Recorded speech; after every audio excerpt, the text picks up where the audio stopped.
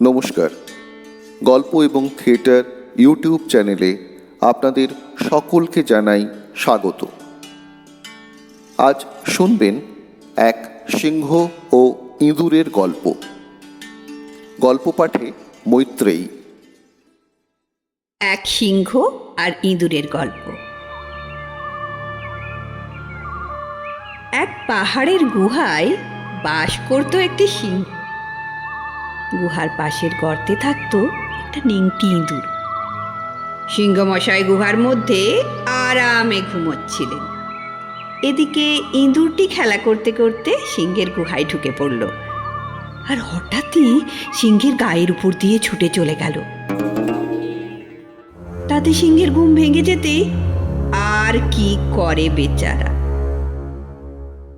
এভাবে ঘুমের ব্যাঘাত ঘটাতে সিংহ রাগে আগুন। আজ আর তোকে কিছুতেই ছেড়ে দেব না, আজ তোকে আমার হাতেই মরতে হবে।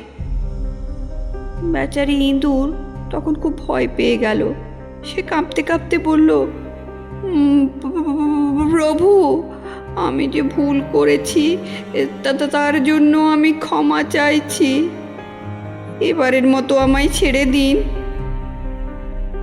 ভবিষ্যতে সুযোগ পেলে নিশ্চয়ই আপনার এই উপকারের ঋণ শোধ করব। তার কথা শুনে সিংহ হো হো করে হেসে উঠল। তুই আমার উপকার করবি?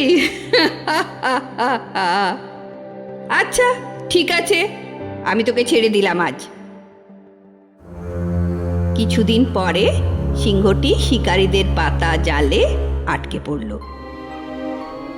ফান থেকে বেরিয়ে আসার জন্য অনেক চেষ্টা করল, কিছুতেই পেরে উঠল না।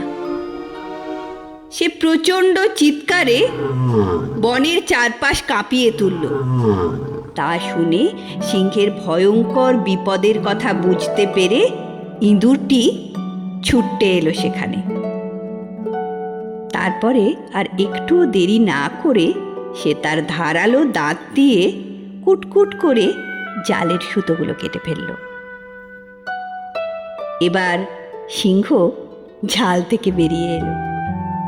ইঁদুর তখন বলল, প্রভু, সেদিন আপনি আমার কথা শুনে খুব হেসেছিলেন, কিন্তু আপনার এই মহাবিপদে আপনার জন্য কিছু করতে পেরেছি ভেবে আমার সত্যিই ভীষণ আনন্দ হচ্ছে।